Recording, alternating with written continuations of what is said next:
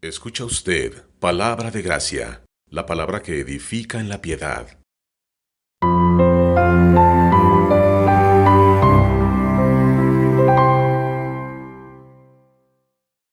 Hermanos, hoy continuamos con la lección 7 de esta serie de enseñanzas que hemos estado impartiendo y que hemos titulado "Los cristianos también se deprimen". Hemos estado hablando acerca de este tema tan importante, tan relevante en nuestros días, hermanos.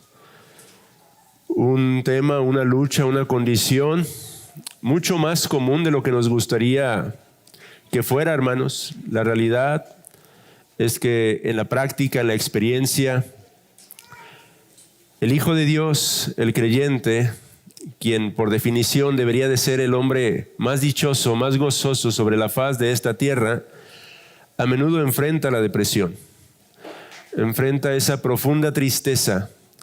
Y esto no es algo nuevo, pues vimos ya en el Salmo 42 que incluso el salmista describía una condición como esta, describía una lucha con respecto a la depresión, la tristeza, que lo había llevado incluso a dejar de comer, simplemente llorando día y noche.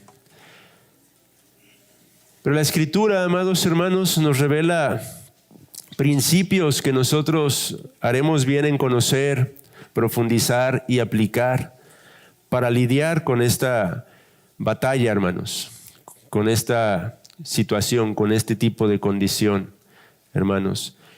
Y hemos hablado ya que nosotros nos estamos enfocando en el aspecto espiritual. Estamos hablando de lo que la palabra de Dios tiene que decir al pueblo de Dios, específicamente al nacido de nuevo, a los creyentes, las herramientas, las armas que la Escritura, que Dios, por medio de su palabra y por el Espíritu Santo, han provisto para que todos nosotros realmente podamos contender en contra de esta condición, la depresión espiritual, hermanos. Y en estos momentos nos encontramos hablando de causas particulares que a menudo pueden redundar en depresión en la vida de los cristianos, hermanos.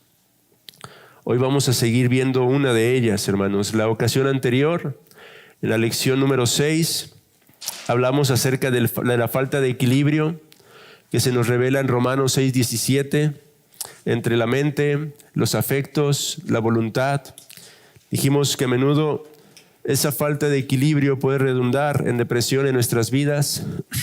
El no comprender cómo es que el Evangelio impacta de manera integral al ser humano. El Evangelio afecta o debería de afectar cada aspecto de nuestra vida. El Evangelio no viene simplemente a tratar con un elemento de nuestro ser, sino con todo lo que nosotros somos. Nuestro intelecto, nuestros pensamientos, nuestros afectos, nuestra voluntad son tratados a través del Evangelio, hermanos. Y a veces un desequilibrio en entender estas cosas, hacer énfasis quizá en el intelecto, hacer énfasis quizá en los afectos, hacer énfasis quizá en la mera voluntad, puede redundar eventualmente en la depresión, en la tristeza en la vida del cristiano, hermanos.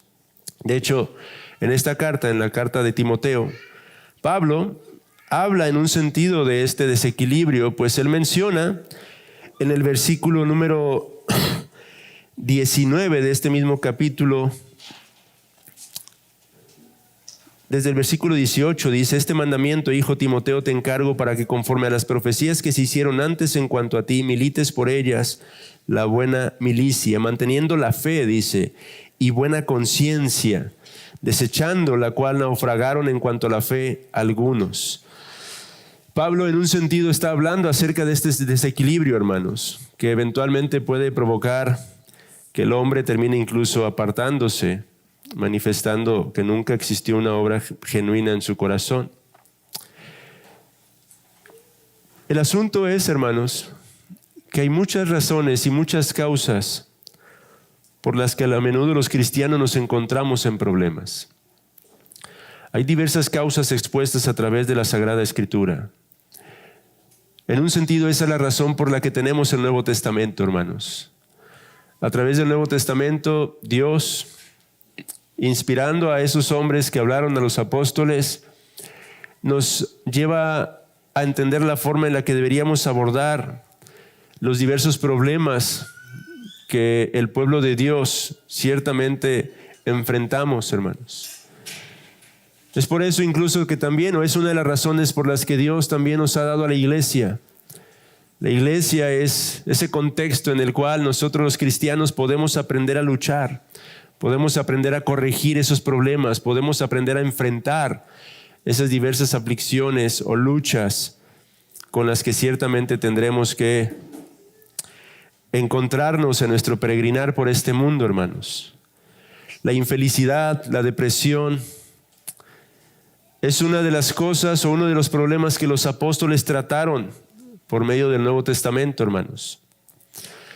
Recordemos que como hijos de Dios nos encontramos enfrentando una lucha continua, constante, la buena batalla de la fe, dice el apóstol Pablo. Una lucha que no va a cesar de este lado de la eternidad, hermanos. Una lucha que tenemos que considerar como una realidad día tras día delante de nosotros, hermanos. Una lucha que a menudo consiste en ataques directos del mismísimo Satanás, como se nos enseña en el Nuevo Testamento, hermanos. Satanás ciertamente es incapaz de robarnos la salvación, pero mientras que no puede robarnos nuestra salvación, sí puede llevarnos a una condición de miseria.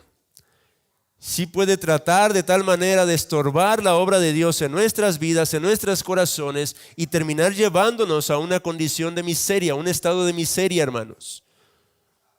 Satanás, se nos dice en la Escritura, anda como león rugiente buscando a quien devorar. Y el día de hoy, hermanos, una causa más de la miseria en la vida de un cristiano, una causa más por la que un creyente puede llegar a estar desdichado, es una muy común que al menos en el ministerio nos encontramos constantemente.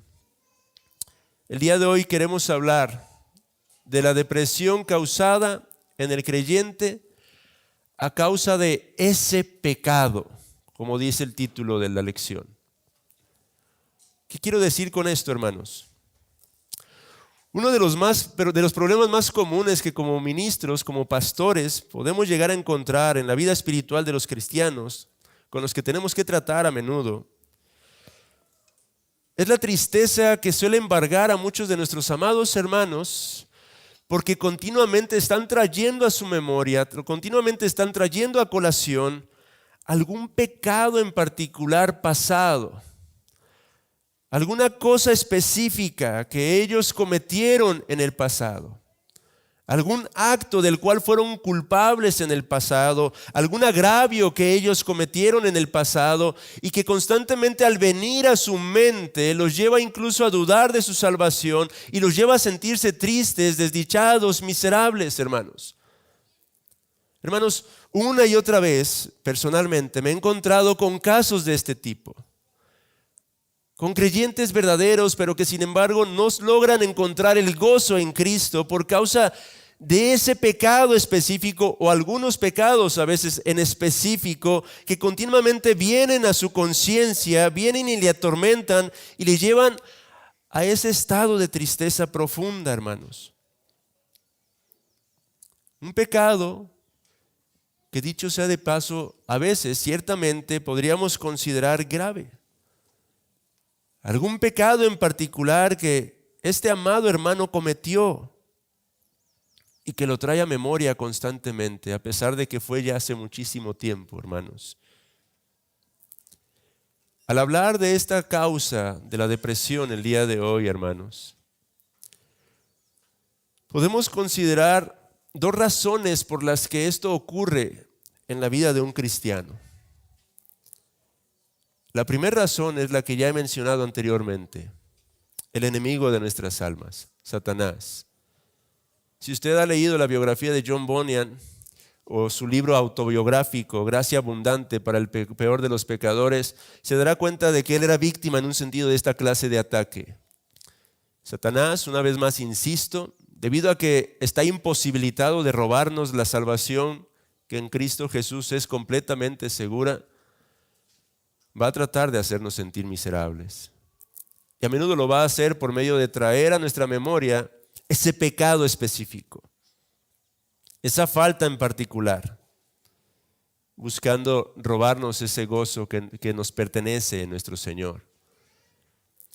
Pero la segunda razón que quiero mencionar, y es la que vamos a abordar a través de 1 Timoteo 1:16, es todavía un poco más importante y necesaria de considerar.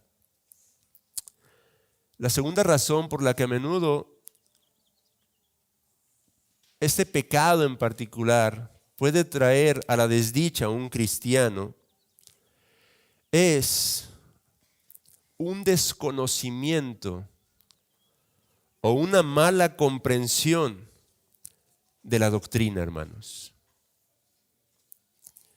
A menudo el cristiano que lucha con ese pecado en particular es debido a que no tiene una clara comprensión de la doctrina del Evangelio, hermanos. No estoy diciendo que no sea cristiano. Lo que estoy diciendo es que no tiene completa claridad en cuanto a las implicaciones del Evangelio, en cuanto a la forma en la que el Señor en Cristo nos ha salvado. Y si hay algo que alguien en esta condición debería hacer según Martin Lloyd-Jones, y escuche esto y lo voy a explicar porque pudiera sonar chocante en un principio. Lloyd-Jones dice que aquellos que luchan con la depresión a causa de esto, a causa de algún pecado en particular que viene a su mente continuamente, algo que este cristiano debería hacer es no orar al respecto. Y uno puede decir, hermano, ¿qué estás diciendo? La Biblia nos manda a orar en todo tiempo. La Biblia nos manda a buscar al Señor en oración. Pero Lloyd-Jones dice que un cristiano en esta condición no debería orar para ser liberado de esta condición. Lo que debería hacer es dejar de orar y comenzar a pensar a través de las Sagradas Escrituras para poder lidiar con esta condición. ¿Qué está tratando de transmitir aquí Lloyd-Jones? No está diciendo que el cristiano no debe orar en lo absoluto. Todos y cada uno de nosotros sabemos la importancia de la oración y tenemos que perseverar en oración, amados hermanos, pero a menudo el remedio que se les suele dar a las personas en esa situación o con esa lucha en particular es: ora al Señor para que te ayude, ora al Señor para que te libere. Y amados hermanos, a menudo no es tanto tener que orar, sino pensar apropiadamente la palabra del Señor. Ir a la Escritura para entender lo que la Escritura dice acerca de mí mismo, ahora que estoy en unión con Cristo. Ir a la palabra del Señor para entender la implicación del Evangelio, la implicación de la gloriosa doctrina de la justificación, lo que significa el Evangelio de una manera más amplia, hermanos. Yo podría corregir esta palabra de Lloyd-Jones, que entiendo su intención, pero podría decir: si vas a orar, pero ora para que el Señor te ayude a entender la Escritura y lo que dice la Escritura respecto a cómo puedes lidiar con esta condición. No se trata simplemente de postrarte y pedir al Señor una y otra vez: libérame de esta condición, Señor. Ayúdame ya, quítame este pensamiento acerca de este pecado, Señor. Se trata de orar diciendo: Señor, ayúdame a comprender de una mejor manera la doctrina del Evangelio para reconocer lo que soy y lo que tengo ahora en Cristo Jesús por tu gracia, hermano. Eso es lo que sí deberíamos de orar. De manera que hoy, hermanos, a través de las palabras de Pablo escribiendo a Timoteo, podemos considerar algunas de las cosas que tenemos que entender para poder lidiar con esa lucha específica que tiene que ver con un pecado que nos puede estar atormentando, hermanos, y nos lleva a sentirnos desdichados continuamente. Observen otra vez el versículo 16 del capítulo 1 de Timoteo. Dice Pablo: pero por esto fui recibido a misericordia, para que Jesucristo mostrase en mí, el primero, toda su clemencia, para ejemplo de los que habrían de creer en Él para vida eterna. ¿Qué está haciendo aquí el apóstol Pablo? Es como si Pablo supiera de antemano la lucha que muchos de nosotros íbamos a enfrentar. Aquí simplemente estoy suponiendo, no es que esto enseñe la Escritura, pero A la luz de las cartas que Pablo escribe a Timoteo, yo creo que Timoteo tenía luchas de este tipo. Yo creo que Timoteo tenía luchas con respecto a la depresión, a la tristeza, a las dudas. Pablo le dice y le recuerda en una ocasión acerca del espíritu de poder, no de cobardía, que ahora se le ha dado. Pablo lo está animando constantemente, exhortando, confrontando, recordándole la verdad, recordándole quién es en Cristo, lo que él tiene en Cristo. Entonces, yo tiendo a pensar que Timoteo era un hombre, al igual que usted y que yo, débil y con muchas luchas, con muchas dificultades en sus pensamientos. Y Pablo, aquí, a través de estas palabras, es como si nos estuviera diciendo que cuando nosotros tenemos luchas de este tipo, en un sentido lo veamos en Él porque Él ha sido puesto como ejemplo para nosotros.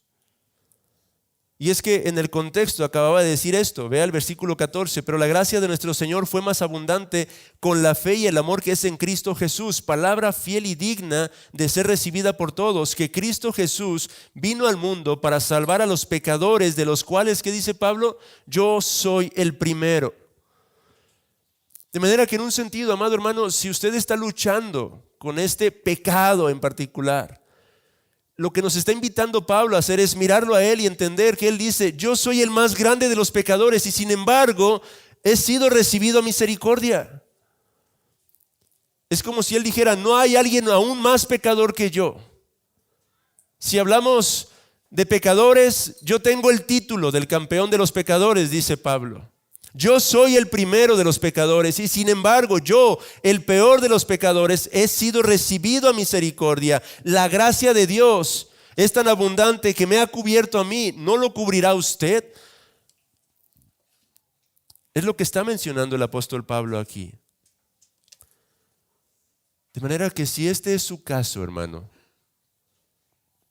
un primer punto que hoy queremos considerar en este estudio es, piense en el caso del apóstol Pablo para luchar con eso.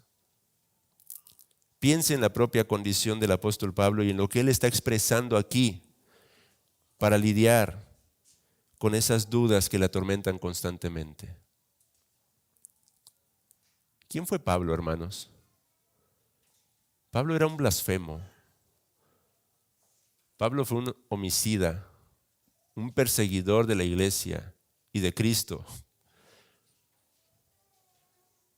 Sin embargo, él dice, yo fui perdonado, yo fui recibido a misericordia. Pero bueno, quizá algunos que están en esa lucha porque los he tratado y me he sentado con ellos dirán, no, pero mi pecado es aún peor. Porque Pablo en un sentido no conocía estas cosas todavía, yo ya las conozco y aún así todavía sé que hice muy mal. De alguna manera, cuando alguien se encuentra en esta condición, logra encontrar o logra llegar a la conclusión de que él está en otra categoría completamente distinta. Él está en otro nivel, que ese pecado en particular rebasa cualquier otra condición enseñada en las Sagradas Escrituras. A lo que tenemos que decir en segundo lugar, que algo que usted tiene que entender y que yo tengo que entender y que todos tenemos que entender el día de hoy, es que no deberíamos de hacer diferencias entre un pecado y otro. ¿Qué quiero transmitir aquí, hermanos? Aquí uno pudiera pensar que incluso el apóstol Pablo está haciendo distinciones. Él está diciendo, yo soy el primero de los pecadores, lo que implicaría naturalmente que está hablando de niveles de pecados. Y en un sentido, hermanos, la Escritura sí enseña que hay diversos tipos de pecados, algunos más graves que otros. Pero en otro sentido, la Escritura no hace acepción entre pecado y pecado. Porque tenemos que acostumbrarnos a pensar en el pecado, no como actos específicos, amados hermanos, sino en función de nuestra relación con Dios. Así es como deberíamos de aprender a pensar con respecto al pecado, hermanos. Porque todo pecado lo que produce es enemistad contra Dios, separación con Dios. Esa es la realidad. Adán desobedeció a Dios comiendo del fruto de un árbol del cual había prohibido. Ese pecado produjo separación con Dios, enemistad con Dios. De manera que en un sentido, todo pecado, por pequeño que éste pueda parecer, es lo que en última instancia produce separación con Dios, enemistad contra Dios, quebranta la relación con nuestro Dios, hermanos. Y así es como la Escritura habla acerca del pecado, y así es como nosotros deberíamos de acostumbrarnos a pensar con respecto al pecado, hermanos. Ciertamente para fines prácticos es útil pensar en los actos específicos con los que luchamos, hermanos. Pero todo pecado viene a traer separación con Dios. Esa es la esencia del pecado. José, en el libro del Génesis, capítulo 39, ¿qué es lo que él señaló cuando aquella mujer lo tentaba? ¿Cómo voy a hacer yo este gran mal en contra de mi Dios?, dijo él. El propio David, quien fue culpable de adulterio, homicidio, de haber abusado de su poder y autoridad. Y sin embargo, en el Salmo 51, versículo 4, lo encontramos señalando que el pecado en última instancia tiene que ver con su relación con Dios. Dice allí: contra ti solo he pecado y he hecho lo malo delante de tus ojos, para que seas reconocido justo en tu palabra y tenido por puro en tu juicio. David enfatizó el aspecto de nuestra relación con Dios al pensar en pecado, hermanos. De manera que si usted está lidiando con ese pecado, si ese pecado cree usted que es lo que lo hace estar mal con Dios, entonces ¿por qué no los otros pecados también? Vea lo que dice la carta a Santiago, en el capítulo número 2, versículo 10.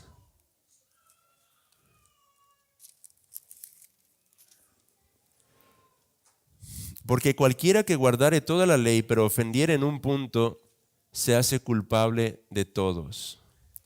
Hermanos, la ley de Dios es una sola. Y basta que transgredamos uno de esos puntos para hacernos transgresores de la totalidad de la ley. Tenemos que aprender a pensar de esta manera en cuanto al pecado, hermanos. La importancia de la ley en su totalidad. Ahora, dicho esto, lo tercero que podemos considerar es que el problema con un creyente deprimido a causa de un pecado en particular no es tanto ese pecado en particular, sino su incredulidad. La incredulidad. Esa es la base, la raíz de todo pecado en última instancia, hermanos. El pecado en esencia es no creerle al Señor. Adán no creyó en lo que Dios le había dicho. Eva no creyó en lo que Dios le había dicho y pecaron contra el Señor. A menudo cuando nosotros pecamos, estamos actuando en incredulidad contra Dios, haciendo lo opuesto a lo que Dios nos ha dicho que deberíamos de hacer. Dejamos de creer en el Señor. Un creyente que lidia con esa lucha en particular con respecto a un pecado en específico, en realidad está lidiando contra la incredulidad en su propio corazón.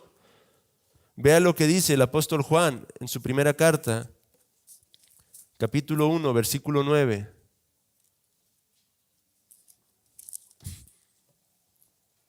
Si confesamos nuestros pecados, dice el apóstol, Él es fiel y justo, ¿para qué? Para perdonar nuestros pecados y limpiarnos de toda maldad. Pecado es no creer en el Señor y en lo que Él ha dicho. Y Él dice al cristiano: si confiesas tus pecados, Dios es fiel y justo para perdonar tus pecados y limpiarte de toda tu maldad. En Hechos capítulo 10, versículos 13 y 14, encontramos este evento en particular en el que el apóstol Pedro se encuentra en una azotea de la casa donde se encontraba hospedado, y tiene una visión donde Dios le muestra un gran lienzo, un lienzo con imágenes de animales considerados inmundos ceremonialmente hablando en la ley del Antiguo Testamento. Pero Dios le ordena: levántate, Pedro, mata y come. ¿Y qué dijo Pedro? Señor, no, porque ninguna cosa común o inmunda he comido jamás. Volvió la voz a él la segunda vez: lo que Dios limpió, dice, no lo llames tú común. En un sentido, amados hermanos, cuando el creyente está luchando con un pecado en particular, pasado, que viene a su memoria constantemente y lo hace sentir infeliz, desdichado, está llamando inmundo a lo que Dios ya ha limpiado, hermanos. Porque en Cristo se nos enseña que hemos sido purificados, hemos sido limpiados, hemos sido lavados a través de la sangre de nuestro Salvador, a través del sacrificio de Cristo. Usted y yo ya no somos más inmundos, ahora somos limpios por esa sangre eficaz, como dice un canto que entonamos, hermanos. Y cuando un creyente sigue apuntando a ese pecado pasado, está haciendo lo que Pedro hacía aquí. Está llamando inmundo lo que ya ha sido limpiado por nuestro Dios. Y es que Cristo Jesús, hermanos, vino a salvarnos de nuestro pecado. Esa es la esencia del Evangelio, hermanos. Si hay un solo pecado pasado que quedó sin cubrir, entonces Cristo no nos ha salvado en lo absoluto, hermanos. Estamos diciendo que Él no nos ha rescatado, pero Él vino a rescatarnos de nuestro pecado. Primera de Pedro, capítulo 2, versículo 24, dice el apóstol también aquí: quien llevó él mismo nuestros pecados en su cuerpo sobre el madero, para que nosotros, estando muertos a los pecados, vivamos a la justicia, y por cuya herida fuisteis sanados. Esa es la enseñanza gloriosa y clara del Evangelio para con nosotros, hermanos. En Cristo usted y yo hemos sido limpiados, hemos sido purificados. Segunda de Corintios 5:21, el apóstol Pablo lo expuso de esta manera: al que no conoció pecado, por nosotros lo hizo pecado, para que nosotros fuésemos hechos ¿qué? Justicia de Dios en él. Ahí está, amado hermano. ¿Estás luchando con la depresión a causa de algún pecado pasado específico que te acusa constantemente? Bueno, recuerda estas verdades. El que no conoció pecado, por nosotros fue hecho pecado, para que usted fuese hecho justicia de Dios en él. Esto es lo que enseña la Escritura, hermanos. Y es en lo que tenemos que tomarnos, o de lo que tenemos que tomarnos. Por eso decía al principio, y creo que ya cobra más sentido, alguien en esta condición no debería orar, debería de comenzar a pensar apropiadamente con respecto de lo que el Evangelio dice acerca de sí mismo. Lo que el Evangelio enseña acerca de lo que Cristo ha conquistado y ha logrado en favor de este pecador.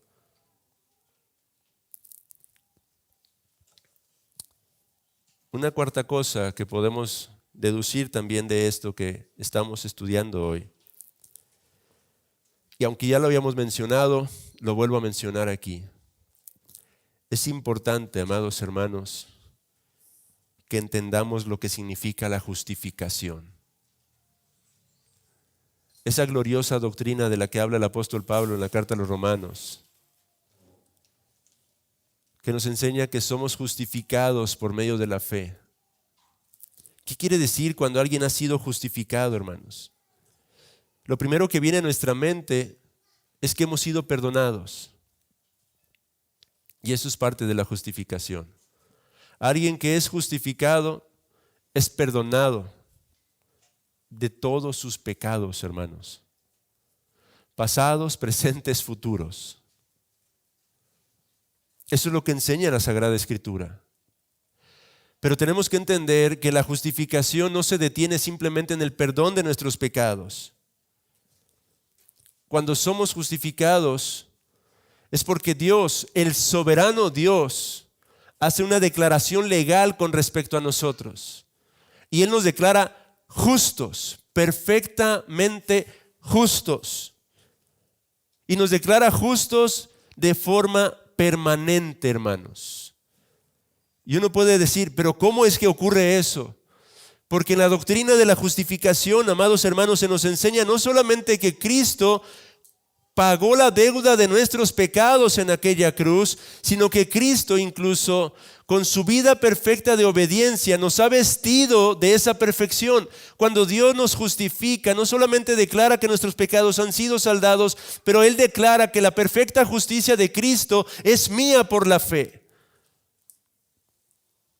Él nos imputa esa justicia de su Hijo unigénito. La obediencia perfecta de Cristo es mía por la fe, es suya por la fe, de manera que ahora Dios nos ve como justos en su Hijo Jesucristo, hermanos. Esta es la gloria del Evangelio, hermanos.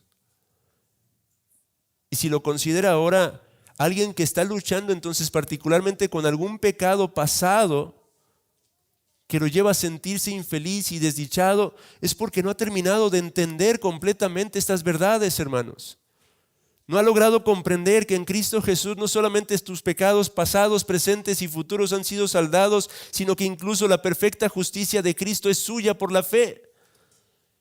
Y no logra entender que esto es un acto que Dios ha llevado a cabo, que Él ha efectuado una sola vez y para siempre y de forma permanente.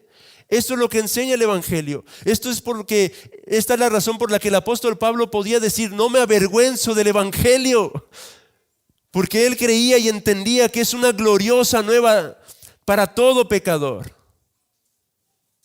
Esta es la grandeza del mensaje que nosotros predicamos. Esta es la grandeza de la obra que nuestro Señor Jesucristo efectuó y llevó a cabo. Esta es la razón por la que nos congregamos el día domingo para alabar y cantar a nuestro Dios, porque no somos capaces de procesar tanta gracia para con estos miserables pecadores, hermanos. Esta es la razón por la que el Hijo de Dios vive en gratitud continua, constante. Esta es la razón por la que el Hijo de Dios desea glorificar a su Señor, porque Él nos ha amado de tal manera que entregó a su propio Hijo Jesucristo, para que no nos perdamos, sino tengamos vida y vida eterna, hermanos. Y una última cosa que podemos señalar, y es que en última instancia, a menudo la causa real de no entender estas cosas acerca del pecado y de nuestra nueva relación con Cristo es que perdemos completamente de vista la realidad de que tras haber sido salvados, al haber sido justificados, hemos sido unidos a Cristo, hermanos. La doctrina de nuestra unión con Cristo, hermanos, es una doctrina que a menudo no escudriñamos, no entendemos y simplemente pasamos por alto. Pero el cristiano, el Hijo de Dios, es uno que está unido a Cristo. Y está unido a Cristo de tal manera que esto es una realidad que nos ha de acompañar para siempre, hermanos. Es una realidad que ha de perseguirnos una y otra vez. Usted y yo ahora estamos por la fe y por la obra del Espíritu Santo unidos a la persona y obra de nuestro Señor Jesucristo. Colosenses capítulo 3, versículo 3 dice: porque habéis muerto y vuestra vida está escondida con Cristo en Dios. Eso es lo que es un cristiano por definición. Alguien que ha sido unido a nuestro Señor y Salvador Jesucristo. En Romanos capítulo 6, versículo 11 dice: así también vosotros consideraos muertos al pecado, pero vivos para Dios en Cristo Jesús, Señor nuestro. Esta doctrina es en la que se fundamenta el apóstol Pablo para concluir en Romanos capítulo 8 y poder decir con toda seguridad, con toda certeza, con toda confianza estas palabras: por lo cual estoy seguro de que ni la muerte, ni la vida, ni ángeles, ni principados, ni potestades, ni lo presente, ni lo porvenir, ni lo alto, ni lo profundo, ni ninguna otra cosa creada nos podrá separar del amor de Dios que es en Cristo Jesús, Señor nuestro. Cristiano que luchas con esta situación en particular, con un pecado pasado que te atormenta continuamente, considera todas y cada una de estas verdades, todas estas cosas que hemos estado meditando el día de hoy. echa mano de ellas y mortifica esas dudas. Responde a Satanás cuando viene y te señala una vez más ese pecado, que por la gracia de Dios, por medio de la fe, has sido justificado en Cristo Jesús. Que tus pecados los tomó Él, todos y cada uno de ellos en esa cruz, y saldó la gran deuda que tú tenías delante de un Dios que es santo. Contéstale a Satanás que no solo eso, sino que ahora la perfecta justicia de Cristo es tuya por esa fe y por esa gracia. Y que Dios es quien ha declarado eso. Un Dios que no miente, un Dios que es veraz. Y recuérdate a ti mismo, hermano, que cuando lo consideras de esa manera, cuando estás pensando que ese pecado en particular pasado te destituye de la fe, te destituye de la gracia, estás llamando inmundo lo que Dios ya ha limpiado, hermano.